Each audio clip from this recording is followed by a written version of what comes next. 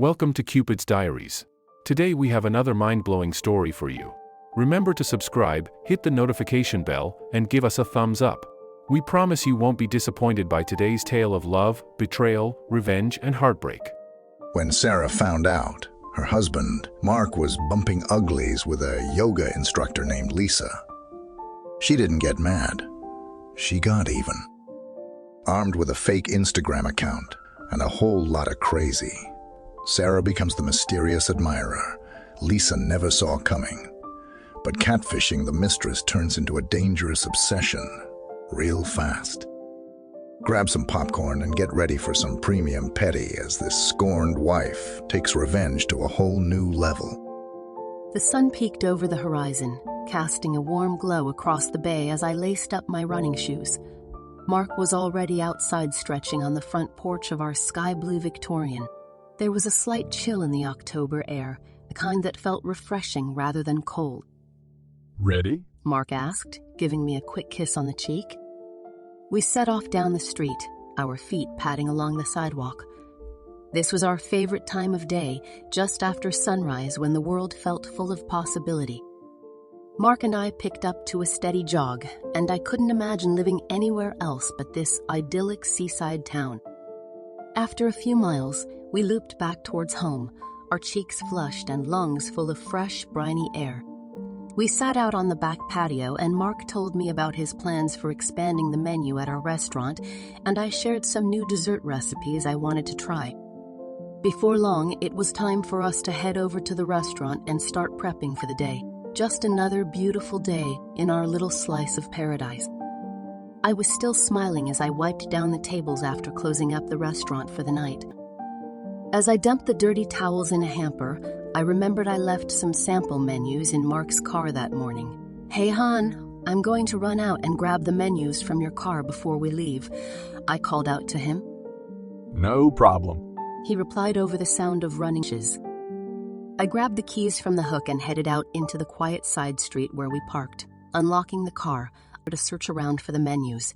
Moving some papers around in the center console, I felt something hard and plastic underneath. I pulled out a black smartphone, turning it over in my hands. This wasn't Mark's phone. Why would he have had a second phone? My heart sank as I pressed the home button, revealing a lock screen wallpaper of Mark with his arms around a pretty blonde woman, both smiling into the camera. Hands shaking, I unlocked the phone. No passcode. The texts I found made my breath catch in my throat. Mark and this woman, Lisa, had been carrying on a relationship for months based on the timestamps. Intimate conversations, nude photos, plans to meet up. I felt sick to my stomach and lightheaded. Mark was having an affair. My husband was cheating on me. I leaned against the car for support, overcome with shock, anger, and grief.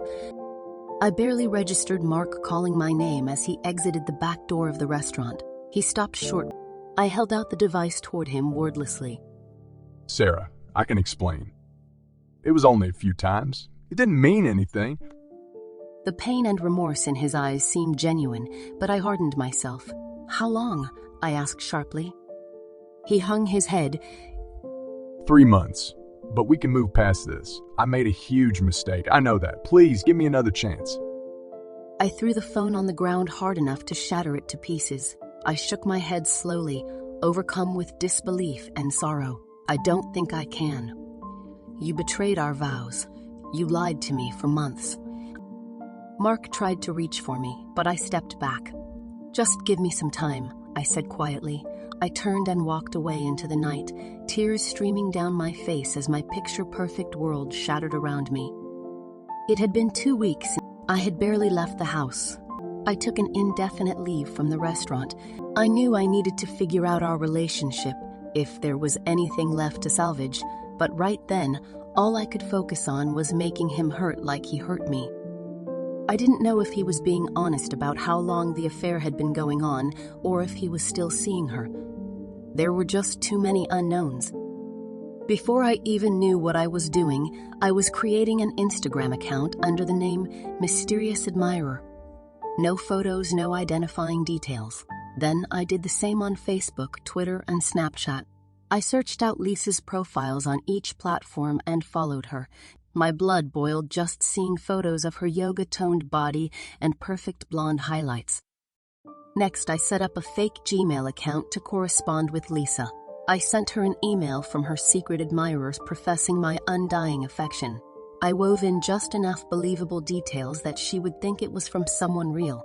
My cursor hovered over the send button. This was crazy, stalking my husband's mistress. But rage overcame guilt, and I clicked send. Over the next few days, I continued messaging Lisa from my alter ego account, getting more elaborate with each note. I left comments on all her posts alluding to admiration for her. She didn't reply, but I knew she had seen it from her activity. One night, I even ordered a huge bouquet of roses to be delivered to her yoga studio. The anger and hurt were all consuming. This woman helped ruin my marriage. She deserved everything she got. I picked up a new laptop and phone from the store using cash, so there was no paper trail leading back to me. Now I could really have free rein without Mark possibly finding out. I took things to the next level. I anonymously sent Mark's entire contact list a crudely photoshopped nude photo of Lisa captioned, "The Yoga Slut." I passed out, satisfied in destroying her reputation, at least temporarily. In the harsh light of day, I was mortified by my actions. What had I become? I was no better than Mark or Lisa. I had to stop this insane crusade before I did real lasting damage. I put away the new computer and burner phone. Time for some serious introspection on how to pick up the pieces of my life. They said living well was the best revenge. After taking a step back and realizing how unhinged I had become, I knew there was a better way to seek justice against Lisa and my husband. I pulled out the computer and phone and logged into my mysterious admirer accounts, this time taking a subtler approach. I sent her a DM from my fake Instagram profile. She responded, telling me about the inappropriate photo. I asked if she knew who sent it. She said no, saying that someone must really hate her to do something like that. I expressed sympathy and my support for her, letting her know I was there for her if she needed anything. After some back and forth, Lisa seemed to believe me. I gradually gained her trust as we messaged over the next few weeks. I portrayed my alter ego as a sensitive, shy man who found Lisa captivating but was too nervous to approach her directly. I appealed to her ego, showering her with compliments and flattering remarks. In turn, she opened up to me about her failed relationships and insecurities. She mentioned that she was in a complicated relationship right now and that I was making her question her feelings for her partner.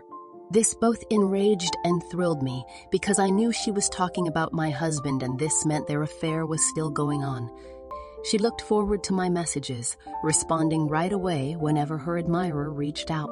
It was almost too easy. I kept things ambiguous when she would ask for details about who I really was.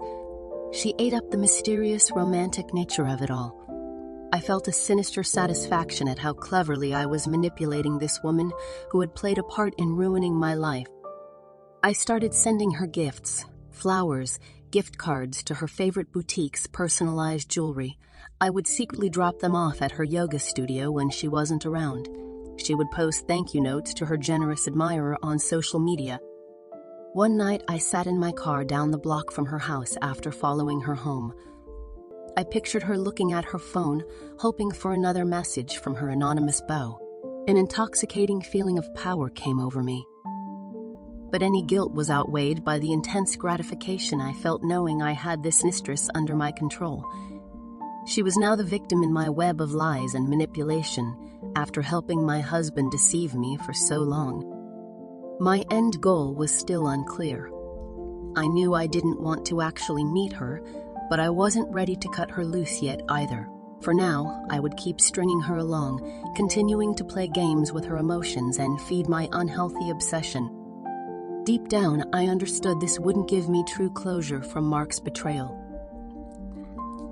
But distancing myself from the pain through this persona gave me a sense of purpose while I figured out my next steps.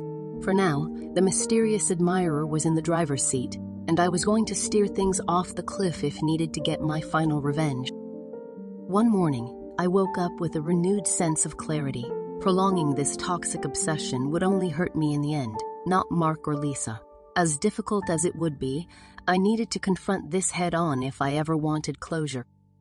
I met with an investigator named Jack. He seemed competent yet kind, as I explained about my husband's affair. Knowing about it wasn't enough. I needed proof.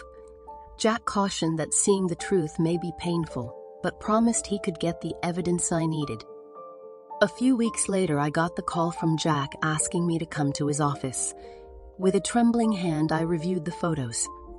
They showed Mark and Lisa kissing passionately on the back deck of a beach house, clutching each other in the surf, and gazing adoringly at each other during candlelit dinners.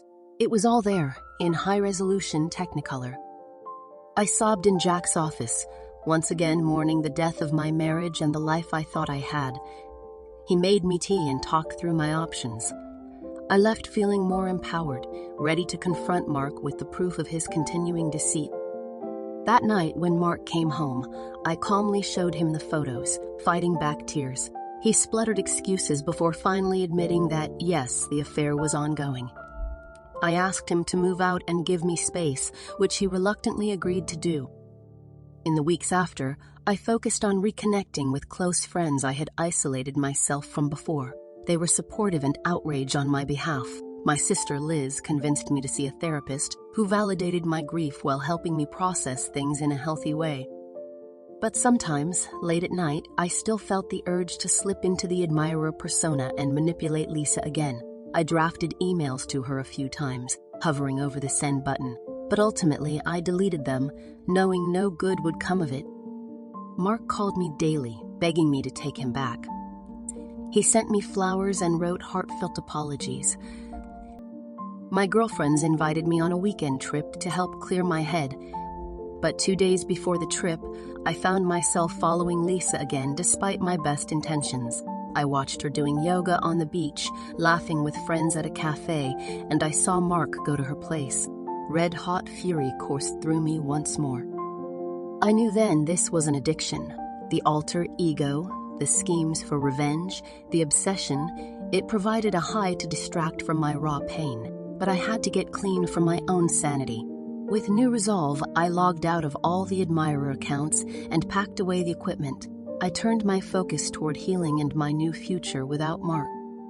It had been over a month since I logged in to any of my mysterious admirer accounts. I was making good progress moving on, though still having the occasional urge to drive by Lisa's yoga studio and her apartment. One sunny afternoon, the doorbell rang unexpectedly. I opened it to find an athletic, purposeful-looking woman about my age. "Can I help you?" I asked uncertainly.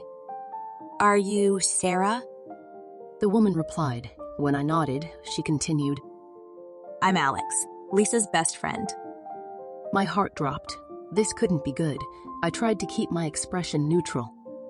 Mind if I come in for a minute? It's about the messages Lisa's been getting from a supposed secret admirer. I hesitated, but I was curious about what she knew. I stepped aside to let her in, while trying to still my racing pulse. We sat across from each other. Alex got right to the point. I had a bad feeling about this guy. Lisa was flattered at first, but now she's getting freaked out too. The latest letter included details that only someone close to her would know. I said, I hope you don't expect me to care about the woman who destroyed my marriage. I did some digging, Alex said, her eyes fixed sharply on mine. The accounts are fake, set up using services that shield someone's identity. I met her gaze head-on, saying nothing. She was clearly on a fishing expedition. Alex leaned forward. It's you, isn't it? Excuse me, are you accusing me of something?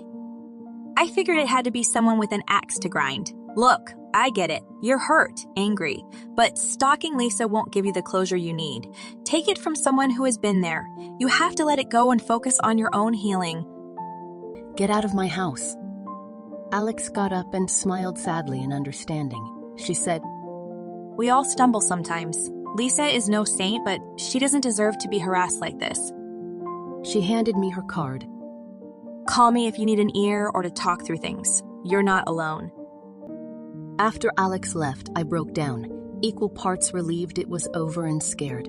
I should have known Lisa would grow wary of her admirer's evasive identity and excessive generosity. She was skeptical now, and was apparently investigating her admirer with her friend's help. Panicked at the thought of Lisa breaking free of my grasp, I knew I had to put the final stages of my plan into motion quickly. As the admirer, I insisted Lisa meet me in person at my beach house if she wanted to know my identity. After some convincing, she agreed. I told her I wanted to be with her, and she confessed that she had developed feelings for me and really wanted to meet me to see if we could try to build a relationship. She said she couldn't wait to meet me. I sent Mark screenshots of our messages, letting him know that his girlfriend had been having an emotional affair with me for months and that we were ready to take things to the next level. I made sure he knew when and where Lisa and I were meeting and told him to step aside and not get in the way of our love. The day of the meeting came, and I watched from my hidden vantage point as Lisa entered the beach house I'd asked Jack to help me rent, calling out nervously for her admirer. Right on cue, Mark burst in, livid about her unfaithfulness. Before Lisa could react, I appeared and confronted them about their disgusting affair. Mark demanded to know what I was doing there. I told him that I had received a message to be here at this date and time if I wanted information about his affair with Lisa. I casually turned to a nearby table and asked about an envelope that was lying on top. Mark went and picked it up and started reading out loud. The letter said there was no secret admirer, that someone had only wanted to prove that Lisa was an unfaithful woman. Lisa fled in tears while Mark stood shell-shocked at her deceit being exposed in such a spectacle. I laughed in Mark's face and called him a fool for throwing me away for someone like Lisa. I told him they both got what they deserved. I let him apologize and grovel, but I felt no satisfaction, only sadness for a marriage destroyed by lies, hurt and pride on both sides. In seeking vengeance, I'd sacrificed my own integrity. I realized that no matter how creative my payback, it would never bring me closure or repair what we lost. I slowly began dismantling the disturbing world I built to get my revenge. I burned what I could. I permanently deactivated the social media accounts I'd created. The spare laptop I purchased to orchestrate my plots was wiped clean and discarded. One day I got a call from Jack, the private investigator I had hired months before. He had continued keeping occasional tabs on Mark and Lisa, per my original request. I've got confirmation and documentation that the affair is over. They split up for good last week. I let out a long exhale. While the damage was already done, it somehow gave me closure to know Mark and Lisa's relationship had ultimately crumbled under the weight of its own dishonesty. In the months that followed, Lisa relocated to a new town to start fresh after being manipulated as part of my ploy.